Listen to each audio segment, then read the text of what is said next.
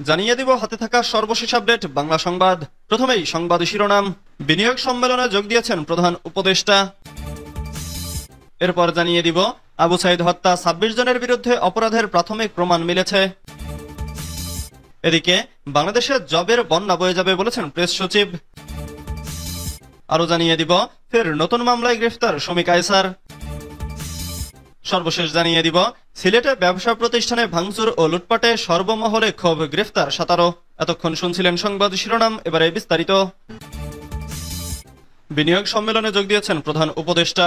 রাজধানীর হোটেল ইন্টারকন্টিনেন্টালে অনুষ্ঠিত বাংলাদেশ বিনিয়োগ সম্মেলনে যোগ দিয়েছেন প্রধান উপদেষ্টা ডক্টর মোহাম্মদ ইউনূস। ৪ দিন ব্যাপী বাংলাদেশ বিনিয়োগ সম্মেলন চলছে রাজধানী ঢাকায়। বাংলাদেশ বিনিয়োগ বোর্ড এর আয়োজক। আজ বুধবার ৯ এপ্রিল সম্মেলনের আনুষ্ঠানিক উদ্বোধন। হোটেল কন্টিনেন্টালে বিজনেস সামিটের তৃতীয় দিনে স্টারলিংকের পরীক্ষামূলক ব্যবহারও উদ্বোধন করবেন প্রধান উপদেষ্টা ডক্টর মোহাম্মদ ইউনূস। এছাড়া ইউথ এন্টারপ্রেনারশিপ মেলার আয়োজন থাকবে। উপদেষ্টা সেখানে আর্লি স্টেজ কোম্পানির সঙ্গে কথা বলবেন। দ্বিতীয় ধাপে রিনিউয়েবল এনার্জি নিয়ে কথা হবে। বেশ কয়েকটি কোম্পানির সঙ্গে সমঝোতা স্মারক স্বাক্ষরিত হবে। তারা বিনিয়োগের প্রতিশ্রুতি দিলে সমঝোতা চুক্তি স্বাক্ষরিত হবে বলে জানা গেছে। আবু সাইদ হত্যা ২৬ জনের বিরুদ্ধে অপরাধের প্রাথমিক প্রমাণ মিলেছে। জুলাই গণঅভ্যুত্থানে রংপুর বেগম রোকেয়া বিশ্ববিদ্যালয়ের শিক্ষার্থী আবু সাইদ হত্যায় ২৬ জনের বিরুদ্ধে অপরাধের প্রাথমিক প্রমাণ মিলেছে বলে জানিয়েছে প্রসিকিউশন। বুধবার ৯ এপ্রিল আন্তর্জাতিক অপরাধ ট্রাইব্যুনালে এ তথ্য তুলে ধরেছে প্রসিকিউশন। এর আগে সকালে এই মামলায় আন্তর্জাতিক অপরাধ ট্রাইব্যুনালে ৪ আসামিকে হাজির করা হয়। পরে তাদের কারাগারে পাঠানো হয়েছে।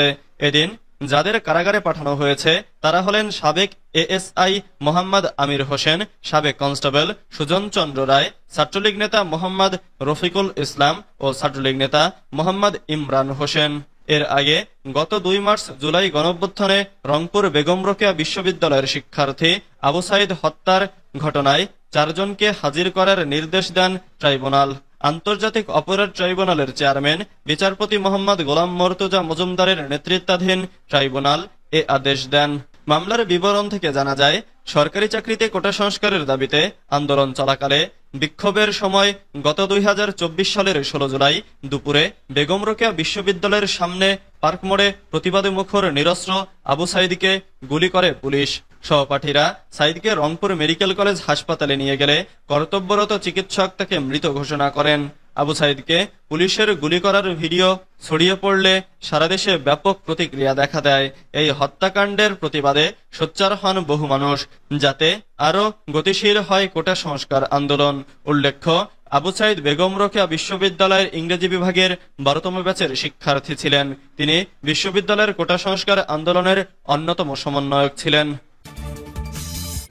বাংলাদেশে জবের বন্যা বয়ে যাবে বলেছেন প্রেস সচিব। প্রধান উপদেষ্টার প্রেস সচিব শফিকুল আলম বলেছেন, প্রফেসর ইউনূস বারবার বলেছেন যে বাংলাদেশে প্রচুর চাকরি তৈরি করতে হলে আমাদের জন্য ব্যাপক পরিমাণে বিদেশি সরাসরি বিনিয়োগ প্রয়োজন। আর এর জন্য আমাদেরকে বিভিন্ন জায়গায় যেতে হবে, দরজায় দরজায় গিয়ে বলতে হবে আমরা প্রস্তুত, আসুন বিনিয়োগ করুন। এজন্য যেখানে সেখানে তিনি এই বার্তা প্রচার করেন। চীন, যুক্তরাষ্ট্র, নিউ ইয়র্ক, ডাবলিন যেখানেই যাওয়া তার মূল লক্ষ্য হলো বাংলাদেশকে একটি আকর্ষণীয় গন্তব্য হিসেবে উপস্থাপন করা এবং বিনিয়োগের আহ্বান করা। আর এমনটাই যদি হয় তাহলে বাংলাদেশে জবের বন্যা বয়ে যাবে। সম্প্রতি বাংলাদেশের একটি গণমাধ্যমের অনুষ্ঠানে অংশ নিয়ে তিনি এসব কথা বলেন। শফিকুল আলম বলেন, বিমস্টেক সম্মেলনের সাইডলাইনে নানা বৈঠকে প্রফেসর ইউনূস বাংলাদেশের অর্জনগুলো তুলে ধরবেন এবং এই অঞ্চলে আরো বাণিজ্য ও সহযোগিতা বৃদ্ধির উপর গুরুত্ব আরোপ করবেন। উপদেষ্টা প্রেস সচিব বলেন, প্রফেসর ইউনূসের মতে বিদেশি বিনিয়োগ আসলে বাংলাদেশের কর্মসংস্থানের সুযোগ সৃষ্টি করবে। যদি বিনিয়োগ আসে তাহলে আমাদের তরুণ প্রজন্মের জন্য ব্যাপক পরিমাণে চাকরি সৃষ্টি হবে এবং ভবিষ্যতে বাংলাদেশ আরো শক্তিশালী হবে।